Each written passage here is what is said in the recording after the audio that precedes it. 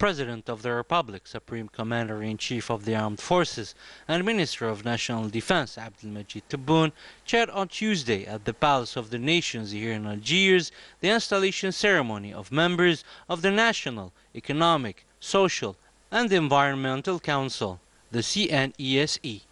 Upon his arrival, the President of the Republic was welcomed by the Prime Minister, Minister of Finance, Ayman bin Abdurrahman, and the President of the CNESE, Reda Ter.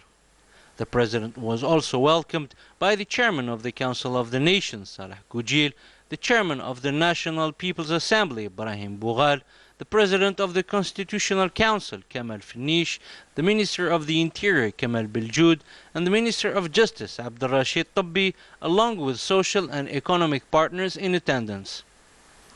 The meeting also saw the participation alongside the social partners and representatives of civil society and experts, members of the Algerian community settled abroad, attending by video conferencing.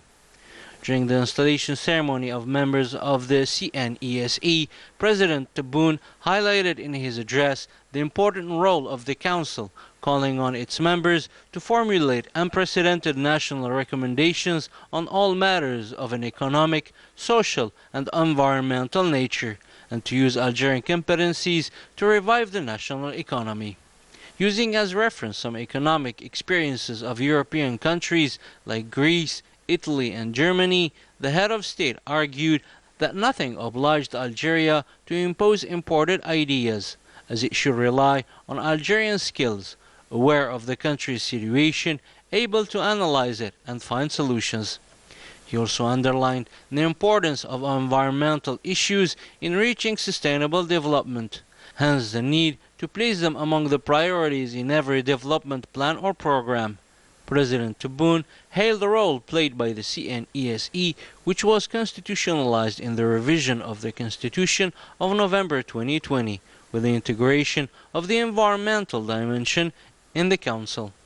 The President of the Republic also underlined the need to combine all domestic efforts in all sectors to bring about a real economic change which will relieve the country from dependence on hydrocarbons by building a true economy that would make all its sectors interdependent, and thus decreasing their dependence on imports. President Tebboune recalled that it was time to act upon the country's will to end its dependence on oil prices. To that end, President of the Republic, Abdelmajid Tebboune, revealed that the reforms brought to the import sector have enabled Algeria to ensure a financial balance and to preserve its foreign exchange reserves, especially by reducing by half its import bill down to $30 billion, in a way that current export revenues are sufficient not to cause the country to resort to its foreign exchange reserves. The President also insisted that private investors use their own funds to finance their projects and not systematically resort to public funding, especially as the private sector represents 85% of the domestic economy. And in an effort to encourage further private sector initiatives, President Tebboune assured that the state will accompany all investors who are really willing to encourage and promote Algeria's national production and build a true resilient economy. To conclude his address, the President of the Republic called to fight bureaucracy at all levels by all means, recalling the latest measures to protect directors and officials in the context of their missions and duties. The President of the National Economic, Social and Environmental Council, Reda Ter, estimated that the installation of the members of the consultative institution by the President of the Republic, Abdelmajid Tebboune, marked a new step towards the consecration of the concept of a state based on institutional culture and participatory democracy. We undertake to continue the mission entrusted to the Council by the President of the Republic, Abdelmajid Tebboune, in particular the assessment of the socio-economic situation of the country and the various reports and studies, as well as the follow-up of the implementation of the recommendations resulting from the Conference on Socio-Economic Recovery held in August 2020. It's also a question of continuing the mission of meditation cooperation between the economic actors and the government. On this occasion, I would like to reiterate our commitment to spare no effort, counting on the energies of the nation, including the children of our diaspora, and to effectively use new technologies in the optimal representation and defense of the interests of our countries in all international forums and in all international major events.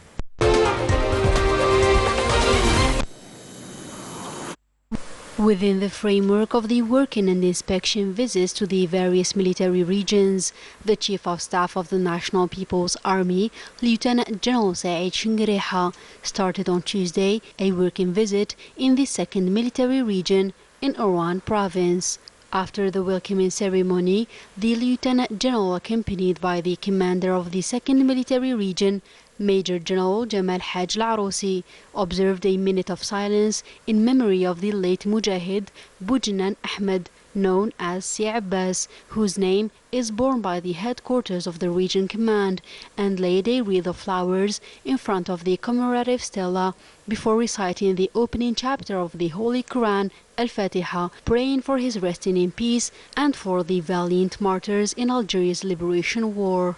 Moreover, the Lieutenant General met the executive officers of the 2nd Military Region and delivered an orientation speech followed by video conferencing by all the units of the region. As such, he gave an address where he praised the valiant Algerian man who is able to face up to all challenges, following the same path as his ancestors and without drifting away from his core principles.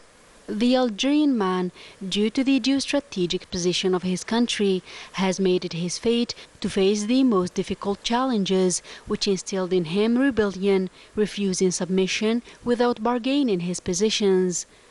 The best example of this is the Great Algerian Revolution, written with the blood of millions of valiant martyrs for freedom and liberation from the French occupation. The Chief of Staff also underlined that all attempts aiming at bringing our country to give up its core principles will be doomed to failure, because the new Algeria is more than ever determined to preserve its sovereignty and its national unity.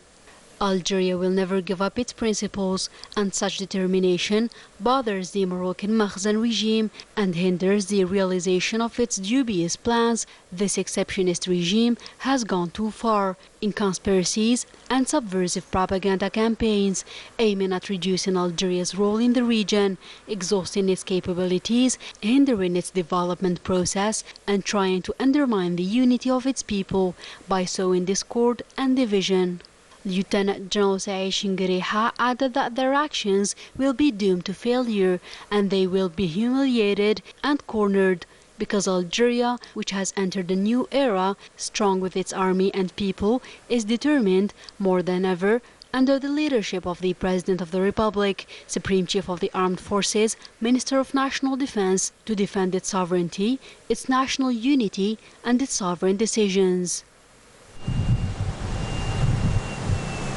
Later in the afternoon, the Lieutenant General, accompanied by Major General Mahfoud bin Maddah, commander of the Naval Forces, inspected at the Navy base of Mars al-Kbir the vessel units on board of a Navy flagship.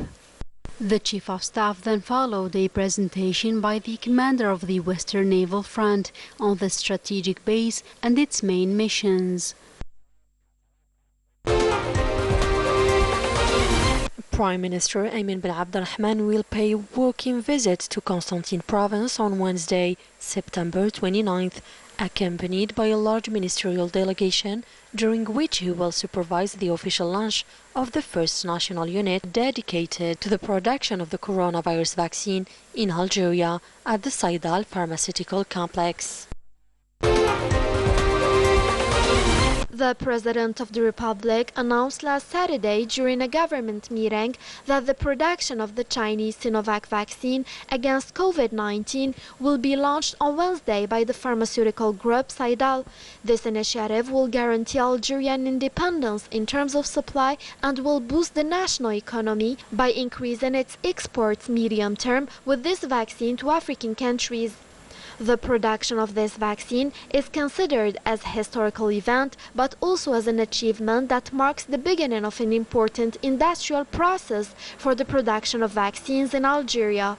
نطمح اليوم إلى تعزيز مكانتنا كرائد. Today we aspire to strengthen our position as a leader in the generic drug industry in Algeria and to become a preferred partner for African and Middle Eastern countries. We received great support from the public authorities. Our multiple skills and our new industrial capacity helped us to achieve our development goals and put us forward as a major representative for the implementation of the national health sovereignty. The organizational structure of the Constantine production unit fully complies with international standards, as this unit is fitted with all material and human means to allow vaccine production. It will produce 1 million vaccine doses during the month of October, 2 million doses in November, and more than 5.3 million vaccine doses as of January. The first batch of raw materials arrived in Algeria on August 27, 2021, and Saidal Group is doubling the quantities of raw materials obtained in coordination with its Chinese partner. As a reminder, the partnership contract was concluded on July 25, 2021, based on expert reports submitted by Chinese specialists. Following instructions issued by the President of the Republic Abdelmajid Tebboune and after consulting with the Scientific Committee for the monitoring and follow-up of the COVID-19 pandemic, Prime Minister Ayman bin Abdurrahman decided to extend first the current partial home confinement measures implemented to ensure the ongoing management of the COVID-19 pandemic for 21 more days with changed hours from 11 p.m. until 5 a.m. the next day. This will be applicable to the following 23 provinces: Bouaqi, Batna, Béjaïa, Béchar, Bouira, Tbissa, Tizi Ouzou, Algiers, Djidel, Sétif, Skikda, Sidi Bel Abbas, Guelma, Constantine, Mostaganem, Msila, Wirgla, Oran, El Wad, Khinshla, Souq Haras, Naama, and Ain Timouchent. In terms of public gatherings, the prohibition measure is maintained across the national territory for all types of gatherings of people and families, in particular the celebration of weddings and circumcisions and other events. Citizens are called upon to be vigilant and strictly respect the barrier measures and the various health protocols adopted by the Scientific Committee to monitor the evolution of the coronavirus pandemic and intended for various economic, commercial and social activities. On the sidelines of the 76th session of the United Nations General Assembly, which ended yesterday in New York, the Minister of Foreign Affairs and National Communities Settled Abroad, Ramtan Al-Amamra, had a working session with UN Under-Secretary General Amina Mohammed. The two parties tackled cooperation relations between Algeria and the United Nations for the realization of efforts and thus establish a sustainable development of peace and security in Africa, especially in the Sahel region. The Algerian head of diplomacy also met with his Sahrawi counterpart, Mohammed Salim Ould Salek. Both parties tackled the latest developments of the Sahrawi file and discussed the efforts made for the resumption of direct negotiations between the two parties to the conflict, thus to allow the Sahrawi people to exercise their rights to self-determination and independence. In this meeting, we discussed the latest developments in the Sahrawi national issue at the international level, and for this occasion, I want to congratulate Algeria on the initiatives it is taking and the leading role it is playing at the African and global levels. The Sahrawi issue is an issue of justice and right, and the international community and the United Nations are supposed to force Morocco to withdraw from the occupied West Saharan lands and to respect the resolutions of the United Nations and the African Union. The Minister of Foreign Affairs and National Community Abroad, Ramtal Al-Amamra, had also a meeting with the Emirati Minister of State Khalifa Shaheen Al-Marmar, during which the two sides discussed bilateral cooperation and ways and means to enhance and promote joint Arab action. Ramtal Al-Amamra also met his counterpart from Lesotho, Matsipo Molis Ramaka, in a face-to-face meeting during which they discussed bilateral relations as well as the main challenges facing the United Nations and the African Union and issues of common concern. The two ministers also affirmed their country's support for fair causes.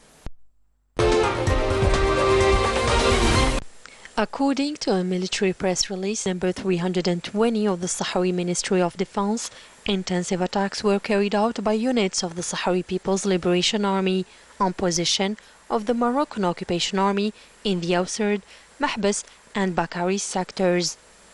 Regarding the baseless allegations brought by the three pro-Moroccan non-governmental organizations to the Human Rights Council in Geneva regarding the Sahrawi refugee camps in Tindouf, who are guided by political motives and deliberately concealing the reasons that led the Sahrawi people to flee from their lands in search of refuge in Algeria. This was indicated by the Algerian mission at the United Nations office in Geneva, which was exercising its right to respond within the framework of the general debate of the 48th session of the Human Rights Council to respond to the lies promoted by the three NGOs. In another chapter, the European Union Court will issue two rulings Wednesday on the legality of the new agreements concluded between the European Union and Morocco, extended to the occupied Western Sahara in violation of international law.